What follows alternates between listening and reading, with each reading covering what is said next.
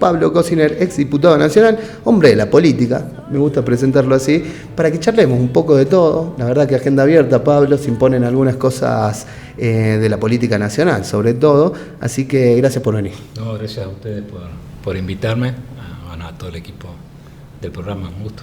¿Viste algo de la sesión de ayer del Senado? No la vi en vivo, vi fracciones. No era optimista, entonces me evité disgustos. Por ahí algunos discursos de amigos que uno tiene ahí, como Juliana Di Tulio, o Sergio Uñac, sí los escuché, pero después no. ¿Y qué opinás del tema de fondo que se terminó aprobando, que es, por media sanción, la ley de reforma o modernización laboral, como la llama el gobierno de Milei? La ley es una vergüenza. Sí, es uno de los pocos países del mundo donde hay reformas laborales regresivas y que va en contra de todos los pactos internacionales que firmó la Argentina. Nuestra Constitución y los pactos internacionales hablan que cualquier tipo de reforma en materia laboral, de vinculación de los trabajadores con sus empleadores, deben ser progresivas, o sea que deben mejorar los derechos, no ir para atrás. Con esta reforma comienza un proceso de destrucción de toda la legislación laboral, que si bien debía ser actualizada, porque muchas leyes, o sea, la ley de contrato de trabajo, y si bien fue adecuándose, pero hay cosas que podían mejorarse, pero toca cuestiones que van incluso con toda la tendencia internacional. Una de ellas, la ampliación de la jornada de trabajo en todos los países del mundo, fundamentalmente en Europa Occidental, y en algunos países de Latinoamérica se tiende a la reducción de la jornada laboral para aumentar productividad. ¿Cómo sería eso? O sea... Primero que está comprobado que la mayor concentración en menos horas de trabajo genera mucho mayor productividad y además abre nuevos puestos de trabajo. Que es uno de los problemas del mundo. Exactamente. Entonces, a veces nosotros creemos que en la Argentina tenemos que inventar las cosas. Entonces, si la mayoría de los países europeos lo están haciendo, si los países escandinavos lo están haciendo, ¿por qué nosotros, yendo a una tendencia distinta, nos iría bien, ¿no? A veces no es tan complicado la explicación. Y después, obviamente, para mí lo que es verdaderamente vergonzante es que tenga que financiarle el ANSES las indemnizaciones a los empleadores. O sea, que parte de la indemnización que debería pagar cualquier particular al despedir un trabajador tenga que ser financiada por el ANSES, me parece de terror. Curiosamente, cuando había moratorias previsionales, muchas voces que hoy callan en nombre de la República, la institucionalidad y el patrimonio de los argentinos salían a cuestionar las moratorias porque decía que desfinanciaban el ANSES, cuando también era mentira, porque en las moratorias vos lo que hacías era financiarle a quien accedía a la jubilación. Claro, lo pagaban. Pero lo pagaban. Entonces era una gran mentira. Te descontaban de la jubilación para pagar. Exactamente. El Estado te financiaba por el ANSES la jubilación en la moratoria, pero después a cada uno de los nuevos jubilados se le descontaba de la jubilación que percibía. Bueno, en este caso no, en este caso vos parte de los aportes de los trabajadores van al ANSES y financian después las indemnizaciones, ¿no? Entonces, con el aporte de todos los aportantes del ANSES. Eso después siempre queda en debilidad el trabajador para negociar con el empleador sus vacaciones, la supresión de las horas extras, o sea que se pueda disponer, si te pago las horas extras, en compensatorios, lo que pasa con las enfermedades de terror. ¿Puede explicar eso? Antes, el régimen actual te establece que de acuerdo a tu antigüedad, el empleador debe esperarte un tiempo antes de comenzarte los descuentos. 3 meses, 6 meses, 1 año, de acuerdo a la antigüedad. Hoy directamente, si vos te fuiste a jugar un partido de fútbol y tuviste la mala suerte de que te quebraste, automáticamente te descuentan el 50% porque es una situación que vos tendrías que haber previsto. Hay otras enfermedades, por ejemplo, si tenés un tratamiento de cáncer, cualquier persona, voy a estos crudos, pero para que se entienda. Sí, mejor. Y vos es una enfermedad que requiere tu tratamiento de más y no podía trabajar. Te descuentan, percibir el 75% del sueldo. O sea, entonces, no te puedes enfermar, básicamente. No te puedes enfermar, exactamente. Y si te enfermas, cruel la reforma. Te quedás sin comer, básicamente. Es cruel la reforma. Entonces, ¿qué va a generar? Que aún enfermos, la gente vaya igual. Entonces, es cruel, como todo lo que hace este gobierno. cuando yo vengo escribiendo hace tiempo en contra de esta reforma, que curiosamente en el proceso de reforma buscaron negociar con los gobernadores los fondos de las provincias, con la cúpula de la CGT, los fondos de los sindicatos, de las obras sociales, con los empresarios, mayor flexibilidad. ¿A quién jodieron? A los jubilados y a los trabajadores. Eso te iba a preguntar, ¿cuál crees que es el propósito que persigue el gobierno de Javier Milei? El gobierno lo que persigue es seguir siendo amigable con los sectores más concentrados del poder económico. Esta reforma, como todo lo que hace este gobierno, la escriben afuera del gobierno los grandes estudios jurídicos contables que responden a las 5 mayores grandes empresas argentinas, algunas de las cuales ya está traicionando Milei, que fue el caso de Roca, de Techint. Entonces, yo veo que se generó una falsa expectativa. Ellos mismos han reconocido que esta ley no genera empleo, que en realidad vos podés tener incluso la mejor ley laboral que proteja a los trabajadores, pero si no hay actividad económica, apostar solamente a que el empresario pueda gastar menos al momento de despedir, apostar solamente a eso para hacer una reforma laboral, me parece muy, muy cruel. A mí, puntualmente, debo decir que no me sorprende, porque es toda la tendencia de este gobierno. Esto ya pasó durante el gobierno de Menem. Y no consolidó crecimiento, a pesar de que Menem, desde el punto de vista político, era 10.000 veces más inteligente y construía con otro tipo porque él no anuló el Estado, él hizo una reforma del Estado con un criterio liberal de la economía, acordó, pero él seguía haciendo rutas, seguía haciendo vivienda, seguía haciendo escuela, por eso le permitió llegar sobre... toma parte del modelo económico de Menem, pero en función de la actividad del Estado la anuló totalmente. No concede nada. No, nada. Nada. Vos decime, catástrofes que están sucediendo en la Argentina, un tipo que no pisa las provincias. Ahora ya seguramente va a salir corriendo en muy pocas horas ante la convocatoria de Trump a los líderes económicos que lo apoyan, ahí va a estar como perro faldero, porque eso es Milei. Milei es un perro faldero de Trump, es lo único, su único motivo aspiracional es quedar bien con un presidente que se lo va a llevar puesto la sociedad norteamericana. Porque también esa es la otra, tenemos un presidente hoy que está desesperado por quedar bien con un presidente de Estados Unidos que su sociedad ya lo está rechazando, también por cruel con la inmigración. O sea, un Milei que persigue a los inmigrantes acá en la Argentina, ¿no? Que dice que más o menos son lo peor que hay, sí. Pero que va a quiere aceptar a los deportados por Estados Unidos. Entonces voy a decir, eso queremos como presidente, o sea, un tipo que la única aspiración que tenga es formar parte del séquito de poder de Trump, porque después hacia la Argentina van más de 2 años. No se ha construido una vivienda más con fondos nacionales, un hospital más con fondos nacionales, una ruta más con fondos nacionales, un sistema de cloaca, un sistema de iluminación, inversión en energía. Entonces, voy a decir, ¿cómo puede ser que un país esté paralizado en su infraestructura, que claramente a quienes condenan, a regiones como la nuestra, que si no tienen un equilibrio de inversión por parte del Estado, no son competitivas? ¿Por qué lo apoya el Congreso a pesar de que Milei no cuenta con la mayoría propia? Primero creo que por debilidades económicas de muchas provincias, por debilidades de convicciones de muchos legisladores, porque ya no estamos hablando de la negociación de una ley determinada, estamos hablando de un seguidismo tonto. Claro. O sea, le estás dando herramientas a un gobierno que no cumple con las provincias. Entonces, yo creo que tiene que ver con la debilidad de la oposición. La oposición no está siendo capaz de articular una propuesta alternativa que saque a cada uno de la mirada sesgada de cada partido y nos obligue a acordar en una construcción mucho mayor. Ojalá que este año, que es previo a una elección nacional, genere los marcos de diálogo para poder construir esa opción. ¿Y por qué da la impresión, acá nos llega una pregunta, de que también la gente sigue bancando esto, cuando todas las medidas van en contra? Por dos cosas. Por los malos gobiernos anteriores. Bien. Creo eso que hay que tenerlo en cuenta.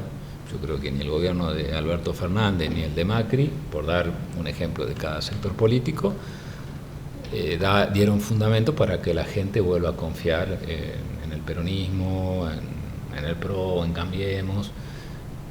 Mucha gente sigue enojada, pero después también creo que hay mucha complicidad de sectores de poder de la comunicación,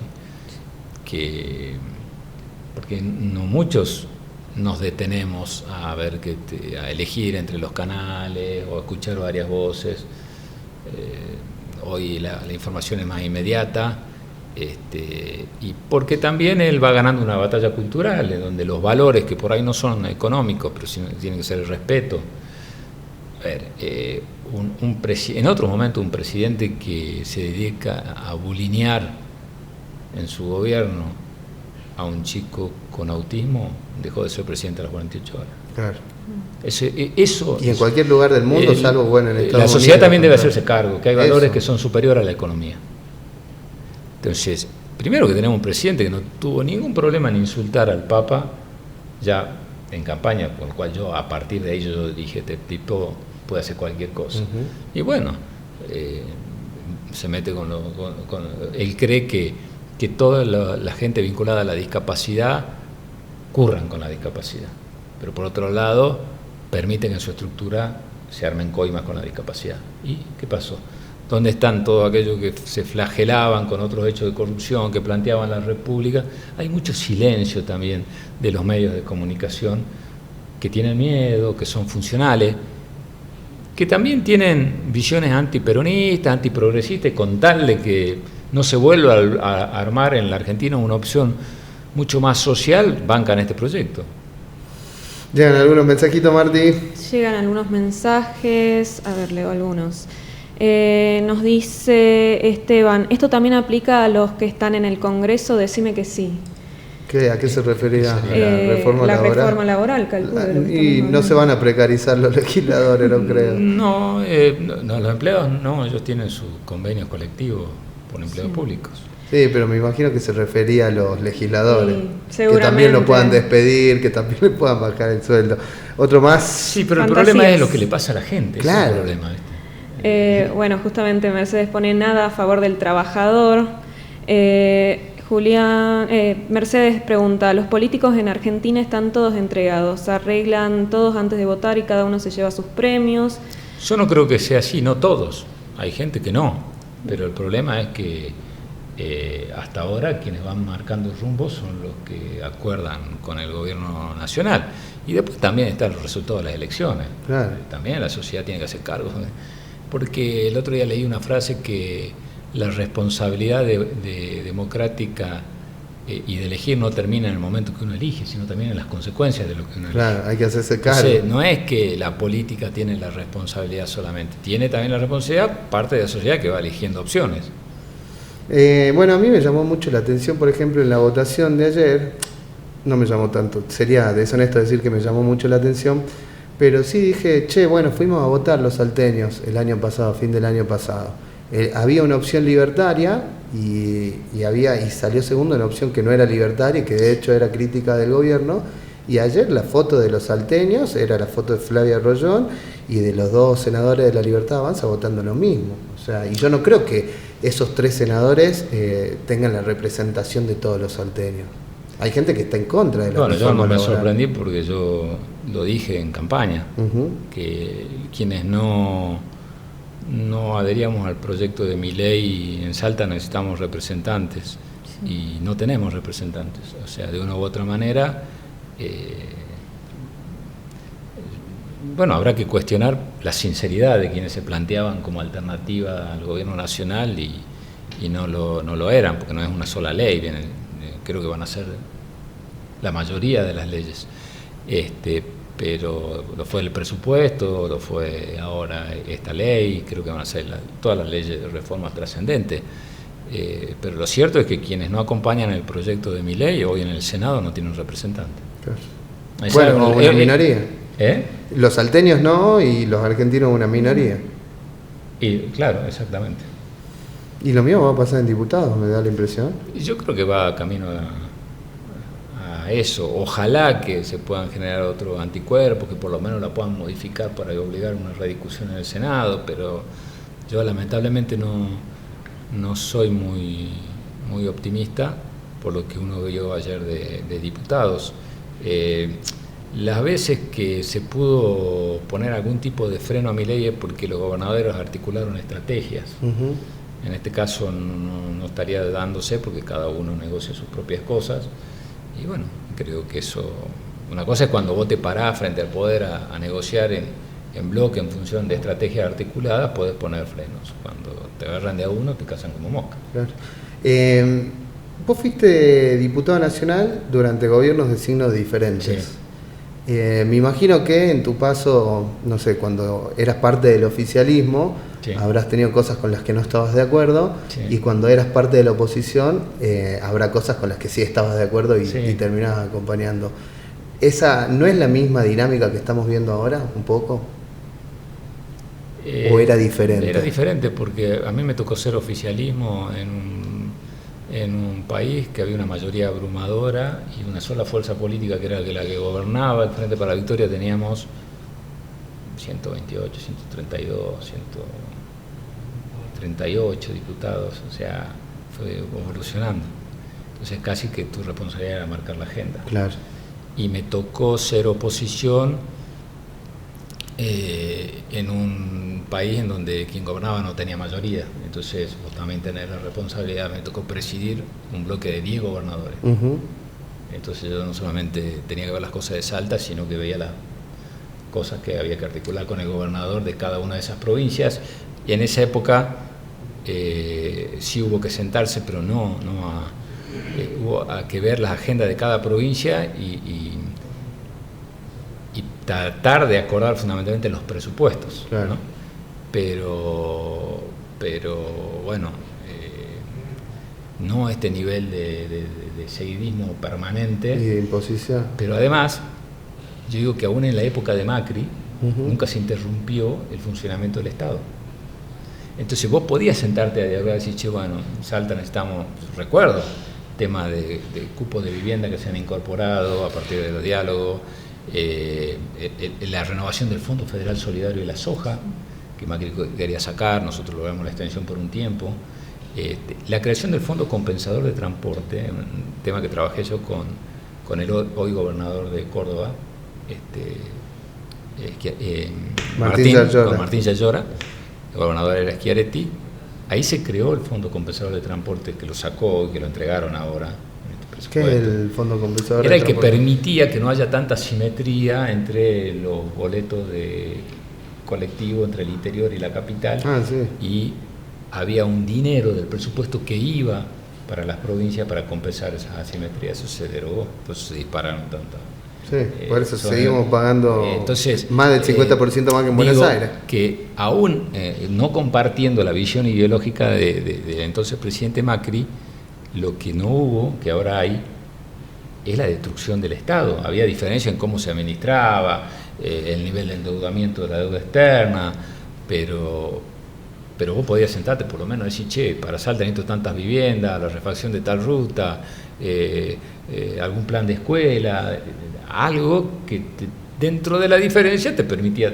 Hoy no existe nada. Sí, entonces, digo, ¿cuál es la razón de acompañar un gobierno que no te ayuda a construir ni siquiera un cordón cuneta? Entonces yo voy a decir, que no viene. Yo digo, un presidente que no recorre su país, vos fíjate que es lo que va solamente o a recibir un premio, o a dar una charla, o a hacer esos shows mamarrachescos de la derecha fest. Pero ¿cuándo lo viste caminar un pueblo de una provincia con un gobernador? Sí, o no sé, Bahía Blanca cuando se inundó, o acá en Salta. ¿Cómo puede ser que no haya mención del presidente o de un funcionario nacional a los problemas de las inundaciones de Salta? O de los incendios en la Patagonia. Que me decían que muchos de los cuales se está generando, hablaba con gente del sur, por la falta de mantenimiento de los desagües en las rutas y demás, el agua que se está yendo a los pueblos. Entonces, Esas son las cuestiones de fondo que creo que tenemos que discutir, más allá de algunos temas que inteligentemente el gobierno larga a la discusión para distraer, es ¿hasta cuándo vamos a tolerar un gobierno que no construye nada para la gente? No construye nada para la gente. O sea, estás generando un modelo económico que hace transferencia de la educación y de salud del sector público al privado, porque del privado al público, digo, porque la gente está dejando las escuelas. El que tiene una escuela más cara pasa a una parroquial subsidiada, y el que pasa de la parroquial subsidiada, que se le fue al carajo que no puede pagarla, va a la pública. Con las obras sociales lo mismo. O sea que vos transferís mayor demanda de lo privado al público, pero no pone guita en el hospital, no pone guita en la educación, en la escuela. Entonces, ¿cómo sostenés? Entonces este año vas a tener las escuelas cayéndose a pedazos, los hospitales cada día más. Entonces, solamente en presión, vos generás un clima económico desde el gobierno nacional, pero le tirás por la cabeza a la provincia la necesidad de tener que invertir con sus recursos solas. Y eso no se sostiene. Claro. Seguimos hablando con Pablo Cosiner, ex diputado nacional, dirigente del Partido Justicialista, y hablando del Partido Justicialista, daría la impresión que siendo la principal fuerza opositora, el peronismo, tampoco es capaz de seducir o constituirse en un faro para todos aquellos que tienen una posición y una mirada crítica del gobierno nacional. La verdad que muchas veces es muy infecunda la discusión que se da al frente del peronismo. Vemos que lo que marca la agenda del peronismo es si conduce Cristina Fernández de Kirchner, si conduce Axel Kicillof, si quién maneja el PJ, si incorporan o no cargos de la cámpora, y eso creo que aleja todavía más a que la gente vuelva a considerar esa opción. Sí, el peronismo necesita una fuerte compulsa democrática en su momento para llegar movilizado a las elecciones presidenciales, pero en el marco no solamente de un partido. El peronismo tiene que ser el eje convocante de un gran frente transversal, social y político, que esté dispuesto a dialogar con otros sectores que no son del peronismo, que hoy tienen representación parlamentaria, para construir una mayoría social. O sea, Milei vos no le va a ganar desde un solo partido político. Él trabajó una batalla cultural en la sociedad donde fue aunando pensamientos, y la oposición debe hacer lo mismo. Ahora, si yo creo que solamente conduciendo el Partido Justicialista desde cualquier lugar, o siendo el candidato o candidata del Partido Justicialista, por tener el escudo voy a ser presidente o presidenta, si a Milei le va mal, me parece muy, muy pequeña el análisis. Yo creo que en el peronismo no sobra nadie primero. Eso primero hay que tenerlo en claro, no sobra nadie, hay que dejar de tener una actitud soberbia, así vos sí, vos no, yo tengo el peronómetro, no sobra nadie, faltan todos, faltan que regrese mucha gente, eso como base, y de ahí tener la capacidad de tener vaso comunicante y dialogar con gente que está un poquitito más a la izquierda y un poquitito más a la derecha, sin ser la derecha fanática y sin ser la izquierda intolerante, ¿no? Mirar para hacia los dos lados de los sectores y ver cómo te vas ampliando en el diálogo para hacer lo que el peronismo hizo cada vez que pudo llegar al poder. Lo hizo Perón con el Frente Justicialista de Liberación, lo hizo Menem incluso en su momento, y lo hizo Néstor Kirchner. O sea, el peronismo nunca llegó al poder con una visión cerrada de las opciones. Después se puede haber equivocado, ¿no?, en la materia de manera de administrar, pero como política de acceso al poder, nunca el peronismo se centró en un partido o en una agrupación determinada para acceder al poder. Se trató de ampliar al base o al tamaño de la sociedad. Y yéndome un poco para hacer historia, pero hacia el fundamento de la lectura correcta de la historia, en la última presidencia de Perón no se concretó la fórmula Perón-Balbín por egoísmo de dirigentes de los mismos sectores, porque ellos ya habían acordado. Entonces, la hora de los pueblos. Creo que hubiese sido otra etapa en la historia argentina. Pero digo, entonces, los sectores que se identifican con una visión nacional, con una visión popular, con una presencia inteligente del Estado, con una posición geopolítica de relaciones multisectoriales en el mundo, de una Argentina que no sea seguidismo de de los Estados Unidos, pero que dialogue con los Estados Unidos, pero dialogue con China, que dialogue fundamentalmente con sus socios estratégicos en la región. No podemos tener un país, un presidente que está peleado con Brasil, que hasta que Chile no cambie de presidente, no dialoga con Chile, no dialoga con el Uruguay, pero dialoga el de Paraguay, o sea, de acuerdo a la visión ideológica. Bueno, esa opción supera, creo, al pejotismo, ¿no? Hay que ordenarlo al PJ, pero si vos pretendes que la realidad del PJ comience y termine en la realidad del peronismo de la provincia de Buenos Aires, claro, y va a haber mucha complicación. Martí, ¿algunos mensajitos más que fueron llegando? Llegan mensajitos. El que celebra esto es porque nunca trabajó, Nación nos abandonó. Ornella nos dice, el gobierno nacional es totalmente ajeno a este país. Están pendientes del Super Bowl, están más pendientes, del Super Bowl que de los incendios y las inundaciones de nuestro país, y no se entretienen a los argentinos con los Terian mientras nos sacan derechos y futuro. No es casualidad, a veces pienso que no es casualidad. No, es que no es casualidad. Si en los medios y en las noticias te ocupa más lugar los Terian que lo que está pasando, lo que está sufriendo la gente, son cuestiones que se van creando para tapar cuestiones. O sea, yo no creo en la casualidad. Bueno, ustedes son expertos en comunicación más que yo. Yo no creo en las casualidades. Ahora, yendo al Super Bowl, ojalá que la gente que está más pendiente de eso hayan escuchado el mensaje del entretiempo, porque el mensaje del entretiempo del Super Bowl es que ha sido todo cantado en castellano, en español, fue un mensaje contra la política persecutoria de Donald Trump. Por eso digo que la sociedad norteamericana está teniendo una reacción que la sociedad argentina debería ver con detenimiento. Pablo Cosiner, exdiputado nacional, dirigente del Partido Justicialista, siempre es un gusto charlar con vos. La última cortita, porque no podemos esquivarle al bulto de lo provincial. Hay un tema que empezó a debatirse, llegó a la legislatura provincial un proyecto que busca modificar la legislación electoral, el sistema electoral de nuestra provincia, suspendiendo por un lado las PASO y creando lo que acá nos admitió el propio Luis Mendaña, uno de los firmantes, habilitando una especie de ley de lemas, que es un sistema que se utilizó durante los años 90 acá en nuestra provincia y que en su momento tuvo muchas críticas. ¿Cómo ves este intento de reformar el sistema electoral?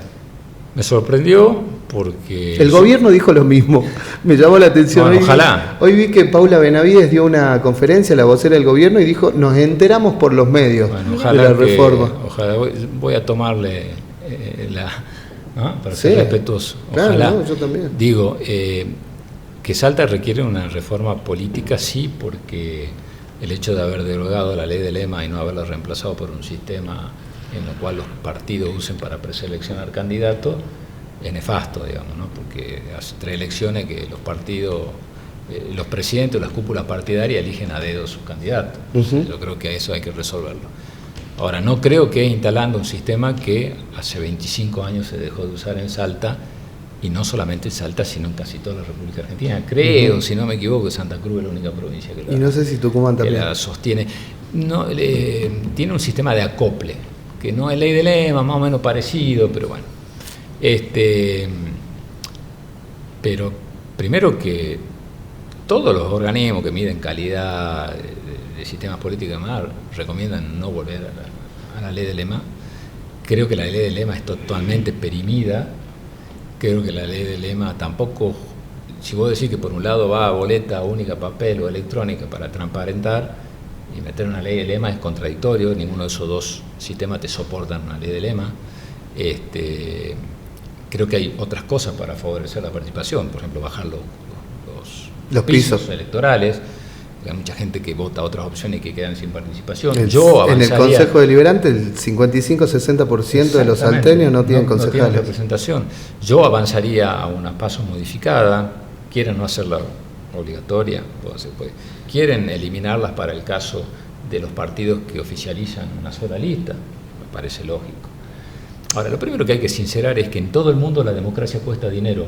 La única diferencia es que no se le esconde, se dice al momento de debatir un presupuesto, va a salir la elección esto, vamos a gastar en esto, y de última, unifiquemos elecciones nacionales y provinciales, no dividamos y hagamos 2 elecciones, una para las internas la PASO y otra para las elecciones generales.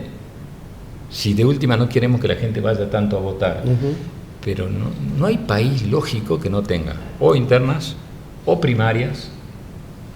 Los Estados Unidos, cualquier país latinoamericano, los países europeos, no suprimen participación para economizar. O sea, vos podés economizar en otro ámbito. Hay que dejar de que los que gobiernan se sienten perseguidos o quieren quedar bien con la sociedad, destruyendo los mecanismos de participación. Hay que sincerar la cosa. Entonces, no podés ahorrar con los mecanismos de participación democrático. Vos podés ahorrar con otro gasto innecesario, pero la democracia sale de dinero. Yo veo que mucha dirigencia política tiene miedo de hablarle a la gente.